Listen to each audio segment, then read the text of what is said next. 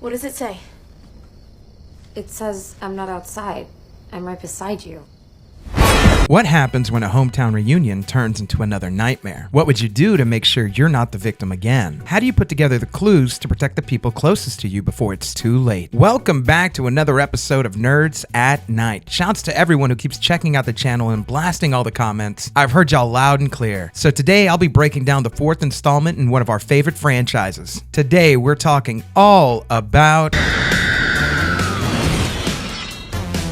In similar fashion to our every clue breakdowns, I want to prepare you to be able to pick up all the clues the movie is giving you and help you to be able to solve who the killer is before all is revealed at the end. Let's first dig into this movie because we know Scream is a slasher murder mystery, and in case you needed a reminder, let's listen to Wes Craven say exactly just that on the Scream 4 commentary. Yeah, a lot of people don't realize that Scream is not just a horror film, it's a murder mystery. Yeah. And makes it very, very complicated. You have to be able to go back and make sure everybody was justifiably present or not present when they should have been. Given it's a murder mystery, we always have to keep in mind murder mysteries are always meant to be solvable. That means in order to solve this case, we have to be aware of the location of characters during attacks to help us narrow down our suspect list. We also have to be aware of possible lines of dialogue or story plots that could indicate motivation. And also, we have to look out for any clues that could point out who the killer might be. But how do we as nerd detectives attempt to try and isolate these clues? Well, this is where we break out our handy-dandy rules for solving a murder mystery. And what are those rules, you might ask? Rule number 1, you have to have suspects. Rule number 2, you have to have clues. Rule number 3, you have to have motivation. Rule number 4, you have to have opportunity. And always rule number 5, you have to have red herrings. We use all of these as part of our algorithm to solve any murder mystery. Additionally, like any good murder mystery, there's always a sleuth or detective character who is often the hero in our murder mystery, but in this film and in the franchise, we know it's not our lead. Our lead and hero, just like it has been in the whole series, is still Sidney Prescott. So who is our sleuth/detective character? Are you familiar with the phrase, I wrote the book on this? That's right, it's our favorite author, Gale Weathers. This is what I'm good at, Dewey. This is what I know how to do. Yet again, she is our main sleuth character trying to crack the case just like she's always been doing throughout the whole franchise. I still got it. Now that we know the rules, let's dig into this movie and find every clue in Scream 4 that this movie laid out in front of us to solve this mystery the whole time. So grab a popcorn, grab a beer, or grab a whiskey, and let us begin. Now, much like every time in the past, we're going to start with the end of the movie. Then we're going to work our way through the murders just in case it's been a while since you've seen it. So let's start with the big reveal. Spoiler alert in case you haven't seen this movie, because if you haven't, Kirby's going to yell at you. Who invited you? Get out of my house! Now, if that is the case, feel free to pause this, watch Scream 4, and come back. Now, for those of us who have seen it, let's get started. Let's get this Snapathon started! Let's start with the reveal. We find out our killers are... Kirby, this is making a move. And... whose motivation is... See, with you, the world just heard about what happened, but with us, we're gonna know fame like you never even dreamed of. This has never been about killing you. It's about becoming you. Now that we know who did it, let's rewind a little bit and go back through all the murders and Ghostface attacks just so they're fresh on our minds. The movie starts off with two girls hanging out and Ghostface calls and threatens them and then attacks them. But actually, that's just part of a movie two other girls are watching. These girls then begin conversing and deconstructing the tropes that occur in modern slasher movies and call out their unoriginality. One then decides to shank the other. Why? Because you talk too much. And yet again, this is simply part of another movie another duo of girls is watching. Come on! How meta can you get? What can you get? Jenny and Marnie start talking about Stab and the Woodsboro murders, and Jenny hears a strange noise upstairs and investigates. She then pranks Marnie using the Ghostface app, but Marnie ends the call abruptly. Jenny investigates and the killer calls her and shows her what happened to Marnie. Ghostface then chases Jenny around the house, only to catch up with her in the garage and finish her off. The next time we hear from the killer, he calls Jill on her way to school. I asked you a question. What's your favorite scary movie? Fast forward after school, the killer calls Jill again and speaks with Kirby. He taunts her by saying he's watching them and pops out of the closet and attacks Olivia. The killer then calls Olivia's phone to speak with Sid. Why don't you come for me? You got the balls for that? Oh, poor Sydney. You think this is all about you? You think you're still the star? He then pops out and attacks, cutting Jill and tussles with Sid. Sid gets the better of him, but he ends up fleeing from the scene of the crime. The next time we see the killer, he calls Rebecca in the parking garage, disables her car, and attacks her and sends her flying onto a news van below. The killer is next spotted at the Stabathon, where he moves Gail's cameras and then attacks her once she tries to move the camera back in place. Dewey saves the day and the killer flees yet again. Scene 50. Dewey saves the day. The killer next attacks the cops guarding Sydney's aunt's house. Fuck Bruce Willis. He then calls Sid and threatens her family. He next attacks Sydney and her aunt and kills Aunt Kate. The next time we see the killer, he attacks Robbie at the after party. Just when you think they're all safe and comfortable in the house, Ghostface comes in and bang! Shortly after this, the killer chases Sid and Jill inside the house. Next, we see the killer attack Charlie and ties him to a chair and plays a horror movie quiz with Kirby, a classic throwback moment to the first Scream. Once released, Charlie stabs Kirby and Sid gets attacked by him and tries to escape, only to be stabbed by the killer, who turns out to be Jill. Next, Charlie takes Trevor out of the closet and Jill shoots him in the and then in the head to finish him off. Jill then kills Charlie to frame him and Trevor for the murders. She then stabs Sid again, seemingly killing her. Jill then attacks herself Fight Club style to really sell the fact Trevor and Charlie were the killers. Once at the hospital after learning Sid is alive, Jill has the bright idea to finish the job. You just won't die, will you? Who are you? Michael fucking Myers? Jill and Sid get into a tussle and Jill gets the upper hand and then attacks Dewey with the bedpan. She then fires a few shots at Deputy Hicks and Gale. Jill then shoots Deputy Hicks and is about to shoot Gale until Sydney defibrillates Jill in the head. This is the moment when the supposedly dead killer comes back to life for one last scare. Half dead, Jill tries one more time to stab Sid but eats a bullet for her troubles. Jill Roberts is her name, a name the whole world will now know. Now that we've recapped the attacks, let's take all the information we know and look at the clues the movie laid out in front of us to solve this mystery the whole time. As an additional note, I will be leaving out most of the deleted scenes and we'll cover those in a later video. I do reference one, but for the most part, I wanted to cover what we got in the final cut of the movie that was released. So with that in mind, let's start from the beginning. Our first clue is the killer knows who Marnie and Jenny are and where Jenny lives. Again, much like any time in the past when we've seen a killer attack someone in their home, this means likely they are close with the victim. And are the police aware that you dated the victim? And much like the first two movies, when the attack happens at a home, it ends up being a student at the same school who knows the victim. Our next clue is in this line. Who is this? Not an app. Is this Trevor? Now, why would she ask that? This is something we'll come back to. Another clue we get is the killer talks in movie-making lingo. Think of me as your director. You're in my movie. What movie? Same one Marnie's in, only her part got cut. Let's also keep this in mind and come back to this. Our next clue is a bit of foreshadowing with this line. Hey, before you get in the car, you have to promise not to kill me. Obviously, looking back, this is a very telling line foreshadowing Jill's reveal later in the movie, and also ends up being true as we find out it's not Jill who attacks Kirby, but instead it ends up being Charlie. Wes, you're back to your old tricks, aren't you? To Wes! beautiful son of a bitch. Our next set of clues really starts to open the full picture of possible motivation. Let's start with this line. Trevor called me last night. So Trevor called me last night? See, this is interesting because if Trevor was on the phone, we can conceivably remove him from the suspect list, as he would be talking to the girls about Jill and would have an alibi at the time of the murders. This is likely why we didn't see him being questioned by the police. Let's dig further down this rabbit hole because we see Trevor trying to win over the affections of Jill. Somebody cares about you over here, you know?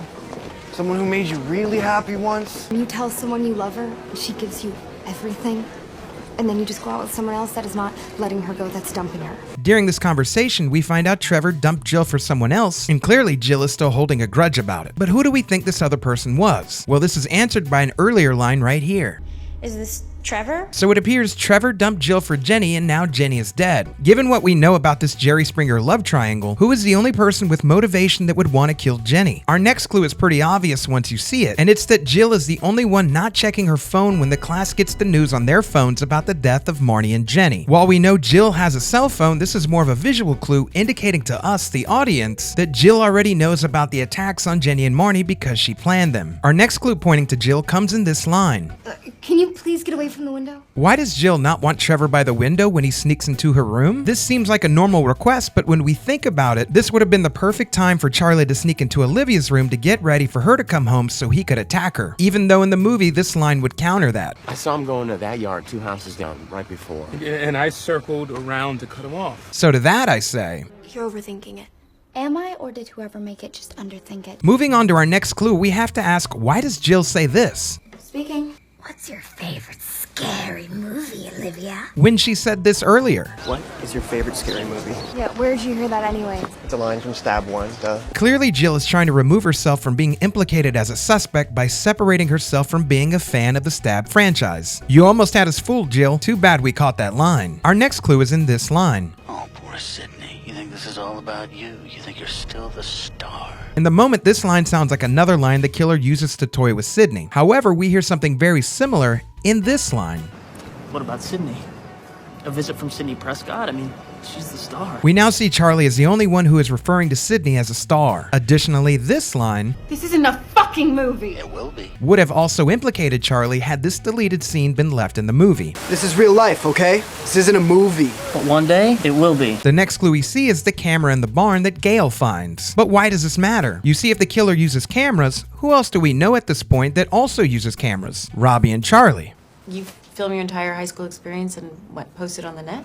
Everybody will be doing it someday, Sid. We now know to watch these characters, and if we see one of them get offed, then by default we know it's likely the other character who's a killer. Not to implicate him. So let's keep an eye on this. I'm watching you, Wazowski. Always watching. Also, to add to this, let's go back to this moment. Another clue we get is the killer talks in movie-making lingo. Think of me as your director. You're in my movie. What movie? Same one Marnie's in, only her part got cut. Let's also keep this in mind and come back to this. That's the line. You see, we also know Charlie and Robbie are the heads of the movie club. It's called Cinema Club. My bad. This is now interesting because who would know movie lingo better than the movie nerds? You want to be the new version. The killer should be filming the murders, Before you get caught, you upload them into cyberspace. making your art as immortal as you.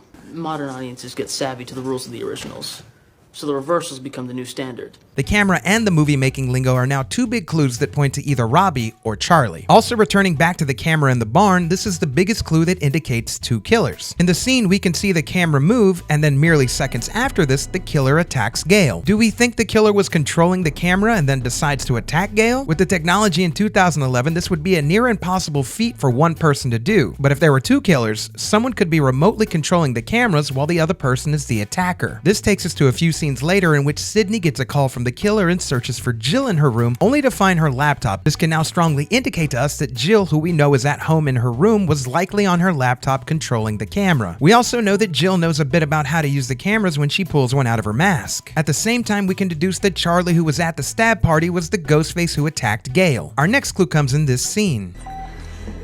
Come on, Jill. Leave a message.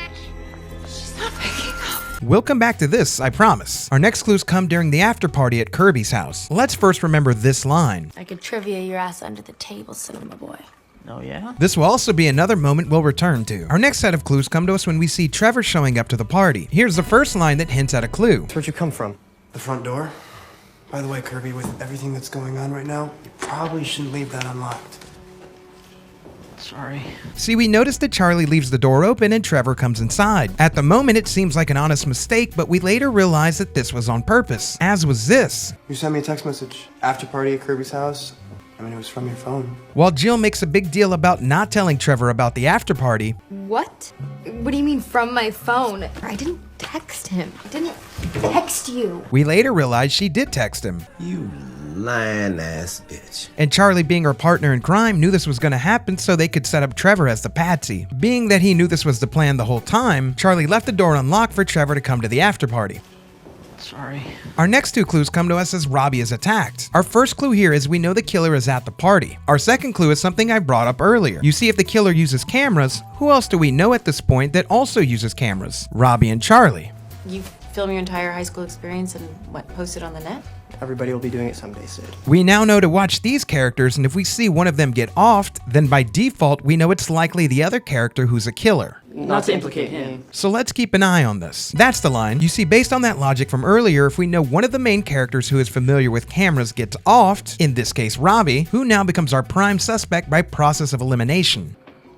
Hey, Charlie. Yeah. Our next block of clues comes when Sydney tries to get her aunt out of the house and informs her Jill is missing. Remember that line I said we'd come back to? Our next clue comes in this scene. Come on, Jill. Leave a message. She's not picking up. We'll come back to this, I promise. That's the line. You see, it's here we notice Kate calls her daughter Jill and doesn't hang up the phone when leaving a message for at least a few seconds, which means Jill would have received a message like this. Stop picking up. What's going on? The killer called. He's coming after me. But he wants my family first. Oh, God, Jill. This means once Jill finds her phone, she would have a short voicemail and should be alarmed that something is happening with her mom and Sydney. However, later in the movie when Jill finds her phone, she says this. I found my phone. It was up in your room. There was no text message sent to Trevor. He is such a liar. Jill doesn't look shook up in the slightest and doesn't react or mention the short message to Kirby. This is again a big clue pointing to the fact that she knew this attack was going to happen and didn't say anything to keep her plan in motion. This is reminiscent of the first Scream where we knew Tatum dies in the garage, but when Stu goes to the garage to get more beers, he never comes back shocked and also never mentions anything to the rest of the partygoers. Moving on to our next clue, this is quite a clever and subtle one. Remember that line I said we'd come back to? Our next clues come during the after party at Kirby's house. Let's first remember this line. I could trivia your ass under the table, cinema boy. Oh, yeah? This will also be another moment we'll return to. That's the line. Clearly, this is a setup for a later scene where Kirby is given horror trivia by the killer. However, let's rewind to the moment in the after party where the first bit of trivia was going on. Who played Leatherface first? Gunnar Hansen. Who was all in the room when this happened? There was Robbie, Charlie, Kirby, and Jill. Let's take account of our characters by the time the killer decides to play trivia with Kirby. First, there's Robbie, who is taken out by the killer. Next, there's Charlie, who's tied to a chair, reminiscent of Steve from the first Scream. Third, we see Kirby is hiding inside of the house with Sydney, but where's Jill? By elimination of suspects, this tells us that Jill is the one on the phone, continuing the trivia game that was started earlier in the night. If we hadn't figured that out by now, this is verified when we see Sydney could not find Jill under the bed in Kirby's room where she was last hiding. And the biggest clue in this movie to tip off the other characters is this comment from Jill. If I ever write a book one day, I'd want her to write it with me. We'd be a good team with our matching wounds and all. She thinks you guys should write a book together with your matching wounds. Why, she was stabbed in the shoulder?